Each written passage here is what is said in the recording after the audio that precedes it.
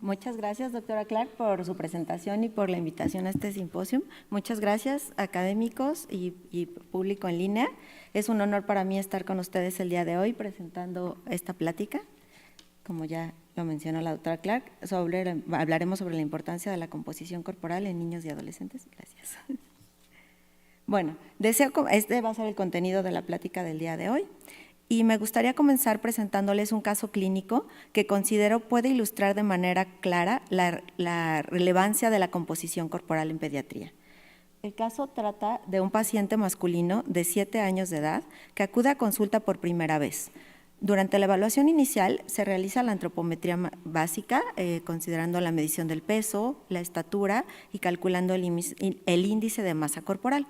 Estos valores los comparamos contra los referentes publicados por la Organización Mundial de la Salud para calcular sus puntajes Z. Con esto obtenemos que nuestro paciente tiene un puntaje de Z-score de 2.5, lo que lo diagnostica como con obesidad. Le iniciamos un tratamiento multidisciplinario basado en cambios de alimentación, actividad física y terapia familiar. Evaluamos nuevamente al paciente en 3 meses, realizamos nuevamente la antropometría, mediciones de peso, estatura, índice de masa corporal, donde al percentilarlo o calcular su valor Z, encontramos que el paciente continúa con el mismo puntaje Z de 2.5, que lo continúa clasificando como obesidad. Sin embargo, el paciente nos refiere que ha tenido un apego al 80% del manejo y del tratamiento. Entonces, ¿qué sucedió con el paciente? Pues a pesar de que no hubo variaciones en el puntaje Z, como clínicos debemos de buscar o explorar otras métricas, como es la composición corporal, para entender mejor los cambios fisiológicos que ocurren en estos pacientes. En este caso, en nuestro paciente que les presento, evaluamos su composición corporal por medio de la metodología DEXA o absorciometría dual de rayos X, donde les muestro las siguientes mediciones. Nos da 3 componentes: el contenido de masa grasa, la masa magra y el contenido mineral óseo. De entrada podemos ver, por ejemplo, que el paciente tiene 1 kilo de contenido mineral óseo. Con esto podemos iniciar desmintiendo o eliminando el mito de que los huesos de los pacientes son pesados. Realmente solo es 1 kilo de contenido mineral óseo. Lo que hacemos a continuación con estas mediciones es calcular el porcentaje de grasa, el cálculo del índice de masa grasa y el cálculo de índice de masa libre de grasa o de masa magra, que se calculan de forma similar que el índice de masa corporal, con una corrección para la estatura. Sin embargo, en pediatría, ¿cómo sabemos si estos valores están elevados, disminuidos o son adecuados para mi paciente? Lo que tenemos que hacer a continuación es hacer cálculos también del puntaje Z de acuerdo a valores de referencia para edad, para sexo e idealmente para el mismo grupo étnico, con lo que obtenemos los siguientes valores. Encontramos que el puntaje Z del índice de masa grasa está en 1.5, el del índice de masa libre de grasa en 1.7 y el de índice de masa magra en 1.6, lo que nos refleja que lo que predomina en nuestro paciente es la masa magra o la masa libre de grasa, con lo que corroboramos que los cambios han sido importantes de acuerdo al cambio del estilo de vida, y esto se puede esperar porque el músculo es un tejido que es más denso o de más peso que la grasa, por lo cual no cambió su peso ni su índice de masa corporal. Entonces, cada vez tenemos esta medición de la composición corporal no solo es útil para pacientes que padecen sobrepeso y obesidad, ya que cada vez tenemos más enfermedades que afectan la distribución de los tejidos, como la sarcopenia, como enfermedades por atesoramiento o enfermedades con edema aún en niños y en adolescentes, por lo que es importante tener mediciones más específicas que solo el peso o el índice de masa corporal en nuestros pacientes.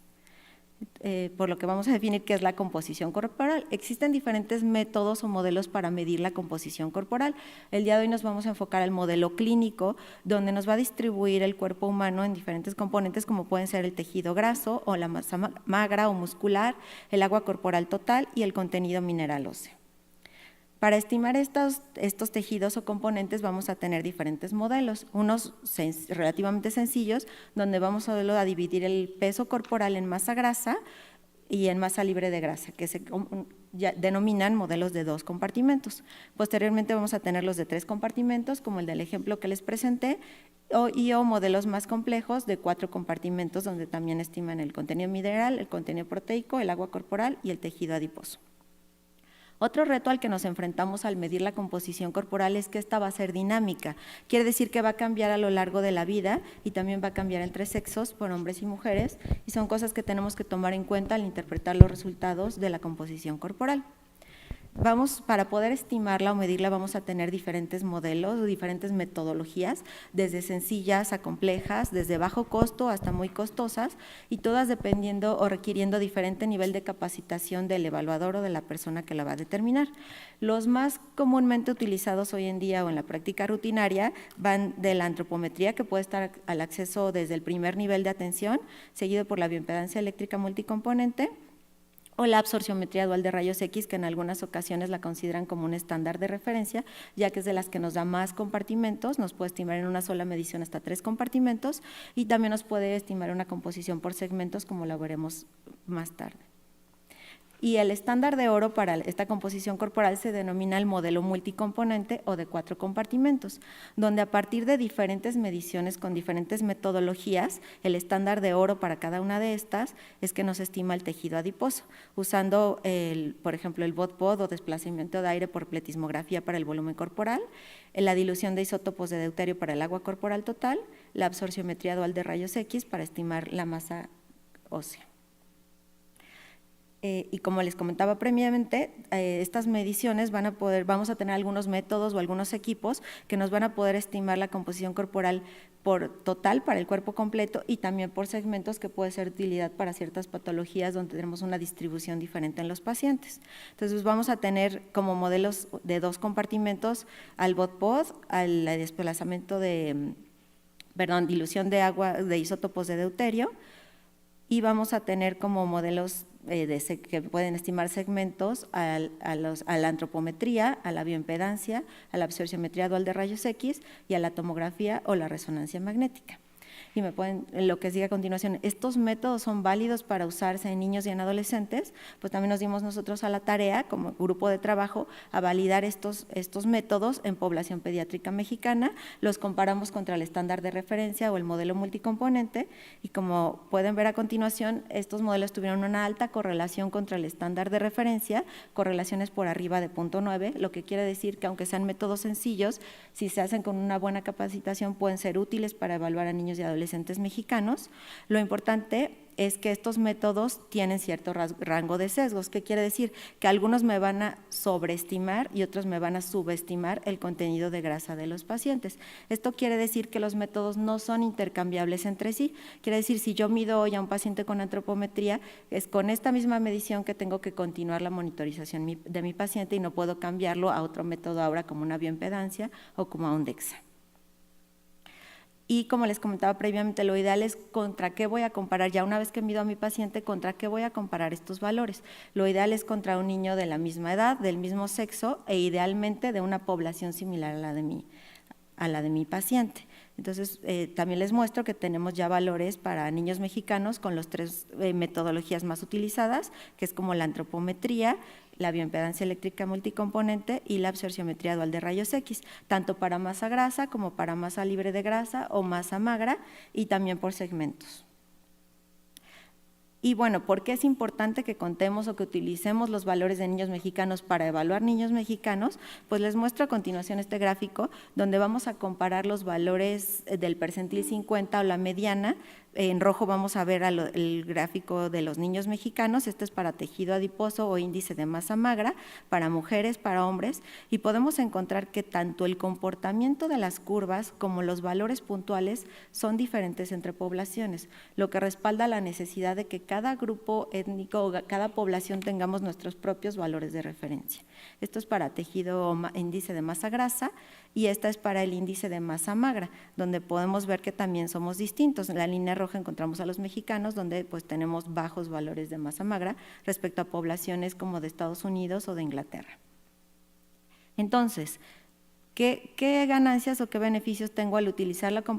composición corporal contra el índice de masa corporal? Pues vemos que el índice de masa corporal, aunque sea una herramienta útil y práctica para usar en el día a día, realmente no es una herramienta que me pueda discriminar el contenido de los tejidos. Como les muestro en esta imagen, tenemos dos sujetos que pesan exactamente los 120 kilos, los dos miden lo mismo de estatura, tienen el mismo valor de índice de masa corporal, sin embargo, pues las imágenes evidencian lo diferentes que son sus cuerpos y suponemos que tienen una composición corporal diferente. Esto pueden decirme, esto pasa en sujetos adultos, pero lo hicimos la misma comparación en una muestra de niños mexicanos, de 1,500 niños mexicanos, donde, como pueden ver, los catalogamos de acuerdo a su valor de índice de masa corporal.